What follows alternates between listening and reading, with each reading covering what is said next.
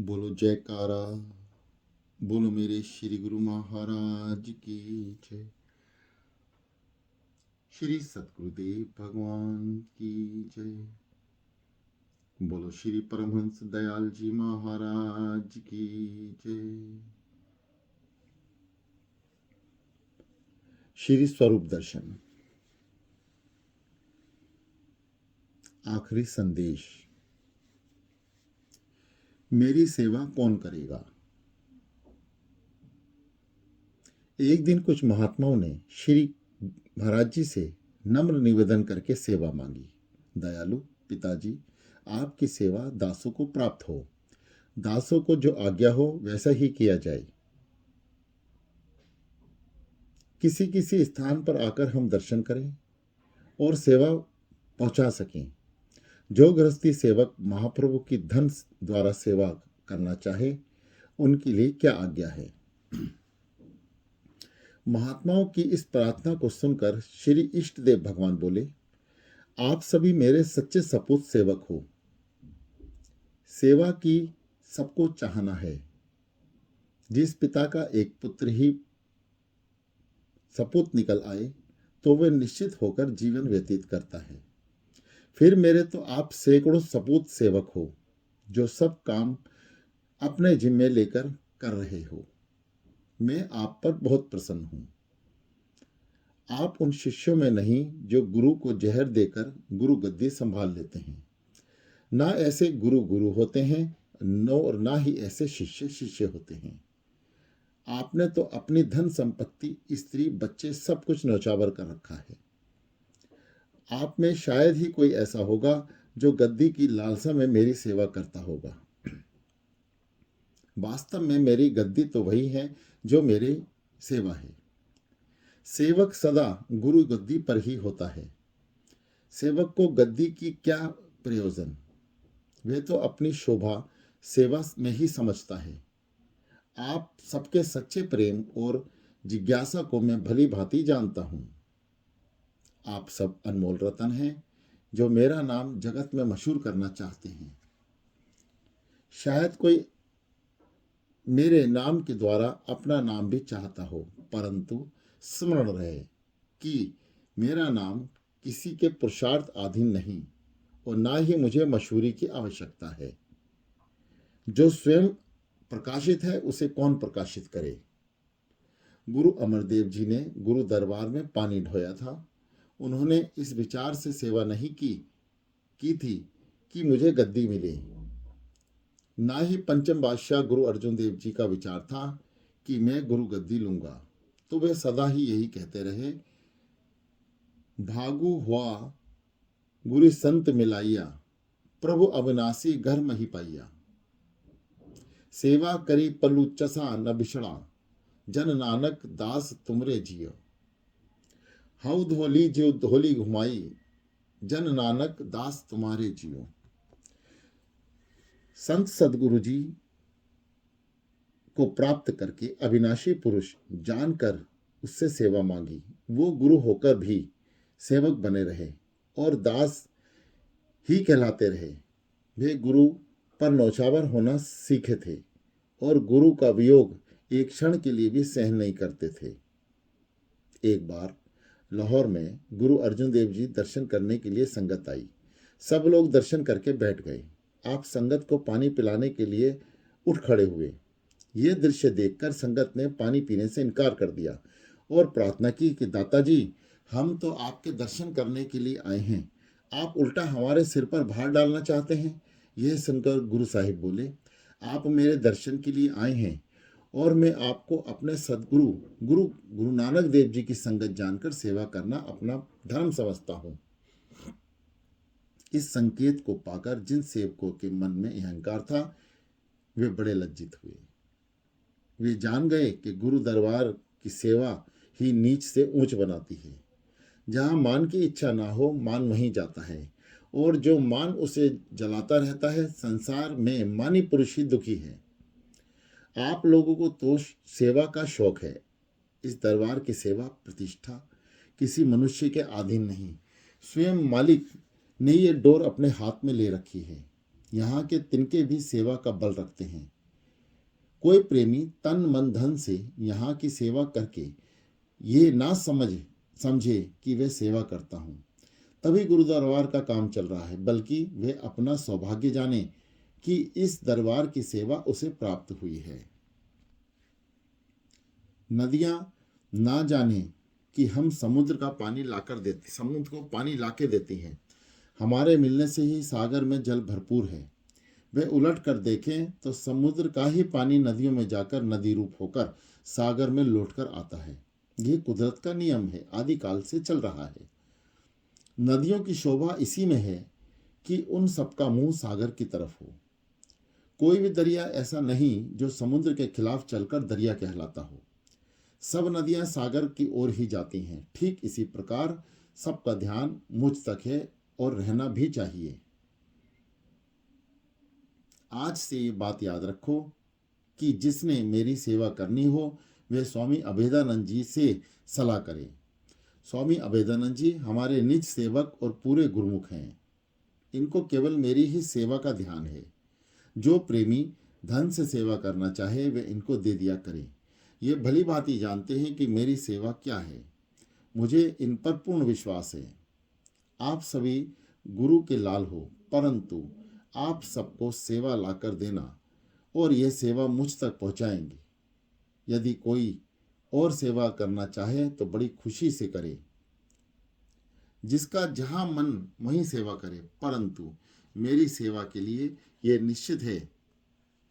इन दिनों स्वामी अभेदानंद जी का शरीर कुछ अस्वस्थ है। जब तक वे पूरी तरह ठीक नहीं होते उतने दिनों के लिए अस्थायी रूप से हम स्वामी रोशनानंद जी को इस सेवा के लिए मुकर्रर करते हैं। जब उनका शरीर स्वस्थ हो जाए तो इस सेवा का संबंध उनसे ही रखना। मैं अब एक स्थान पर ही बैठूंगा। जिसने दर्शन करने हो वे आज्ञा मांग कर आए। आप लोगों ने दर्शन के लिए पूछा है कि दर्शन कहाँ होंगे। सो ये बात भी स्वामी अभेदानंद जी से ही पूछ लिया करें। ये हमारे निर्वाण सेवक हैं। जिस दिन से दरबार में आए हैं इन्हें मेरे शरीर का ध्यान है और गुरु दरबार की भलाई ही सोचते रहते हैं। इन्होंने अपने शरीर का भी ध्यान छोड़कर हमारी सेवा में अपना जीवन धन समझ रखा है। इसलिए हमारी आज्ञा है कि अब सब सेवा का संबंध इन्हीं से रखें। सतगुरु की पहचान। एक दिन श्री महाराज जी चकोड़ी आश्रम से कार पर सवार होकर सैर के लिए गए। गुरुदेव एक स्थान पर मोटर से उतरकर पैदल भ्रमण करने लगे। फिर कुछ देर बाद शीशम के पेड़ के नीचे छाया में आसन लगाकर महाप्रभु विराजमान हो गए और संगत प्रवचन होने लगे। सतगुरु जी बोले, महात्मा लोग बादल की तरह होते हैं जो कि सागर से भाप रूप बनकर दूर देश में लोगों को वर्षा से सुख पहुंचाते हैं। आप इस समय अपने ज्ञान कोश को भर लो। जो किसी ने पूछना है पूछ लो, क्योंकि संसार से सतनाम अलोप हो चुका है। इसी सतनाम को प्रकट करके जीवों को कल्याण मार्ग तक लगाना है। समय का महापुरुष समझता है कि इस समय संसार में किस चीज की जरूरत है। जैसे हकीम वैद ही जानता है कि रोगी को कैसा भोजन देना है। रोगी अपनी अज्ञानता से कुछ और मांगता है, परंतु अनुभवी हकीम उसे ये भोजन नहीं देता। तब रोगी रोग मुक्त है। इस समय संसारी जीव अज्ञान अंधकार में भटक रहे हैं। उनको सतनाम का उपदेश देना है। समय बहुत थोड़ा है और काम बहुत अधिक है। उस भयानक समय के आने से पहले जन कल्याण कर लो। ये समय फिर हाथ नहीं आएगा। यदि साधु बने हो तो संसार के कोने कोने में सतनाम का झंडा फहरा दो। दाता दीनदयाल जी अभी इतने शब्द कह ही रहे थे कि एक महात्मा ने उठकर विनती की, श्री इष्ट देव भगवान, समय काफी हो गया है, अब आप आश्रम पर चलिए।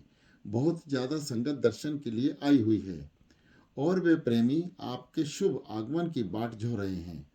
महाप्रभु अब दया करके स्थान पर चलने की कृपा कीजिए। उस महात्मा की विनती सुनकर गुरुदेव अपनी मौज में आकर बोले, मैं फकीर हूँ, मुझे तंग ना करो। मैं अपने काम को भली भांति जानता हूँ। यदि स्थान पर बहुत संगत है तो आप में से कोई जाकर उन्हें दर्शन दे आओ। किसका दर्शन और कौन दर्शन करने आए हैं? देखो, इस समय मैं गुरु महाराज तो नहीं हूँ। मैं एकांत जंगल में बैठा हूँ। यहाँ ना आश्रम है, ना कार है, ना पलंग है, और ना ही ऐनक तथा सिर वाला रुमाल मेरे पास है। मैं तो इन्हीं तीनों सादे कपड़ों में खुश हूँ। आप मेरे तन को सजाकर मुझे गुरु समझते हैं। मैं अब गुरु नहीं हूँ। श्री महाराज जी के अगम मोच को वचन सुनकर स्वामी अघट प्रेमानंद जी ने उठकर प्रार्थना की, दाता दीनदयाल जी, हम तो केवल आपको ही गुरु समझते हैं। हम आश्रमों, चीजों और लिबास को गुरु नहीं मानते। आप ही हमारे गुरु महाराज जी हैं। स्वामी अघट प्रेमानंद जी की ये बात सुनकर हृदय सम्राट बोले कि मैं कौन? यदि ये भवन और सुख संपत्ति आपके गुरु नहीं हैं तो मुझे अब आपने कब देखा और गुरु माना? ये मेरी यह शोभा शान और शौकत ही आपको मुझे गुरु मानने पर मजबूर करती है। मेरी सुख संपदा को देखकर ही आप मुझे पूर्ण मानते हैं। इस प्रकार महात्मा जी की प्रार्थना की, गुरुदेव जी कृपा करके हमें अपनी माया से बचा कर रखिए। हम सदा आपको ही अपना मालिक जानते हैं। हमें आश्रमों, मोटरों, हारों से क्या मतलब? इस पर दाता दीनदयाल जी कहने लगे, यदि कल कोई मेरी जैसी वेशभूषा पहन कर आ जाए तो क्या आप उसे गुरु मानोगे? यदि यही मोटर और स्थान हो तथा सिर पर रुमाल, आंखों पर ऐनक लगाए हुए हो, कोई आ जाए तो क्या फिर भी आप उसे गुरु मानोगे? श्री महाराज जी के इन अगाध वचनों को सुनकर सभी प्रेमी हैरान रह गए। सब ने प्रार्थना की, दयालु प्रभु, हम ऐसे लिबास वाले को हरगिज अपना गुरु नहीं मानेंगे। हमारे गुरु महाराज जी आप हैं। महात्मा जनों की ये बात सुनकर श्री महाराज जी हंसकर फरमाने लगे, आप पक्के रहना। लोग अपने बच्चों को भगवान राम और कृष्ण की वेशभूषा पहनाकर उनसे रामलीला और कृष्ण लीला करवा कर देखते हैं। उन स्वरूपों के आगे प्रणाम करते हैं और उनकी आरती उतारते हैं। लाखों लोग उनके दर्शन के लिए आते हैं। क्या वे बिल्कुल वैसा ही नजारा नहीं बन जाता?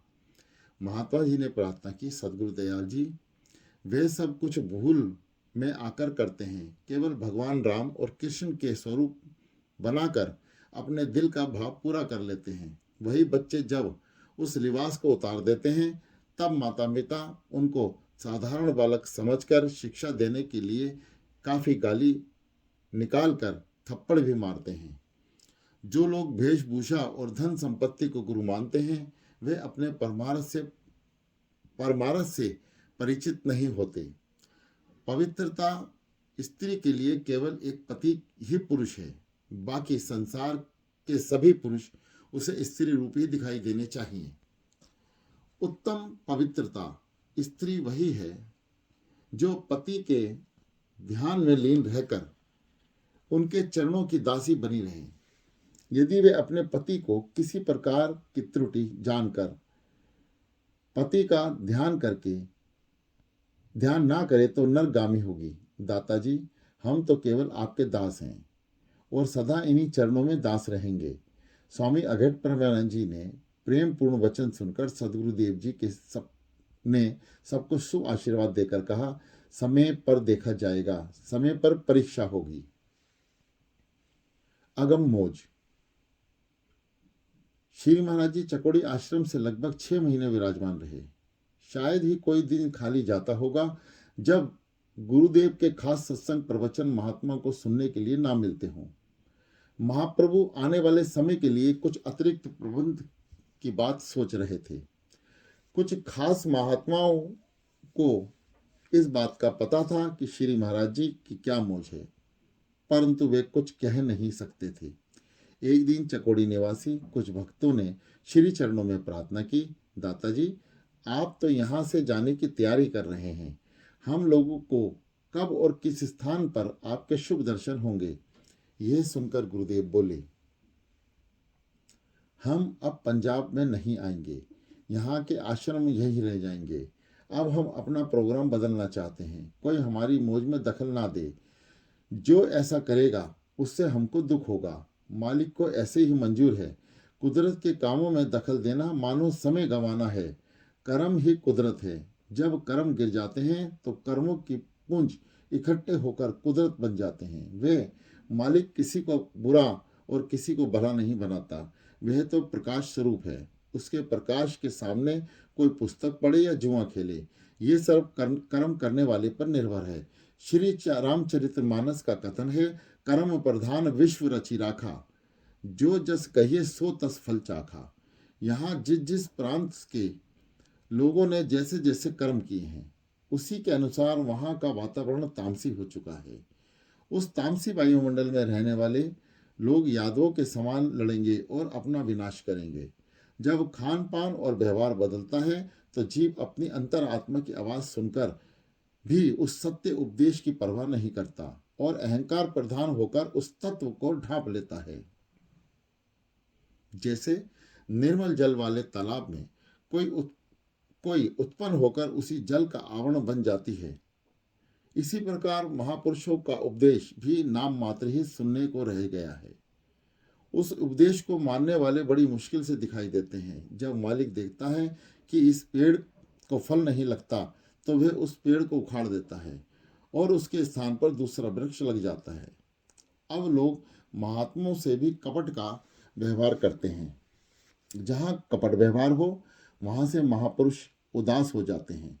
दुर्योधन के पास हर प्रकार के राजसी सुख थे, परंतु वह अहंकारी था। इसलिए भगवान श्री कृष्ण उसे त्याग कर निर्धन विदुर के घर चले गए। इस प्रकार मुझे भी मान रहित निर्धन भक्त प्यारे हैं। आप लोग पूछते हैं कि दर्शन कब होंगे, सो ये दर्शन अब 12 साल बाद होंगे। अब सन 1935 का अक्टूबर मास चल रहा है। सन 1947 में बड़ी मुश्किल से प्रेमी इस रूप को शीशे में देख पाएंगे। ये दर्शन बहुत ही महंगे मिलेंगे। सन 1947 के विषय में श्री गुरु महाराज जी गुप्त संकेत था, जिसे बहुत कम प्रेमी समझ सके। गुरुदेव प्रकृति के भेद को अधिक प्रकट ना कर सके और ना ही उसको समझा सके। जैसे प्रभु कर्ता होकर भी किसी को दिखाई नहीं देता, वे दयालु होकर भी लोगों को कहने पर अपनी दया व्यर्थ नहीं गवाता। इसी प्रकार श्री गुरु महाराज जी संकेत रूप में बता गए कि भविष्य में ऐसा होने वाला है। ऐसे रहस्य के खुलने पर भी मंदमती जीव कुछ न जान सके और अज्ञानता में पड़े रहे। 12 वर्ष के वियोग के बाद सुनकर भी सबकी बुद्धि ऐसी प्रेरित हुई कि कुछ आह ना कर सके। इसके साथ ही महाप्रभु ने ये वचन भी फरमाए कि इन 12 सालों में भी किसी किसी प्रेमी को दर्शन होते रहेंगे, परंतु सीमा प्रांत सिंध और पंजाब में रहने वालों को दर्शन सन 1947 में ही होंगे। फिर श्री महाराज जी बोले, भगवान को दयाल रूप बदल कर अब काल रूप में आना होगा। जितनी दयालुता दिखाई गई है उसका पूरा लाभ किसी ने नहीं उठाया। सब अज्ञानता में ही भूले रहे। जितनी जिसकी बुद्धि थी उतना ही उसने पहचाना, परंतु वास्तविकता अभी दूर है। मैं अपने काम को स्वयं ही जानता हूँ। मेरे काम में दखल तो बहुत देते हैं, परंतु फिर मुंह की खाकर पीछे हट जाते हैं। जब तक अपने स्वार्थ के लिए मेरे कहलाते हो तब तक परमार्थ का जानना मुश्किल है। जो लोग मेरी दया और कृपा को ना जानकर मनमानी करते हैं और सत्संग का विरोध करते हैं, वे आने वाले समय में हाथ मल कर पछताएंगे और फिर समय हाथ नहीं आएगा।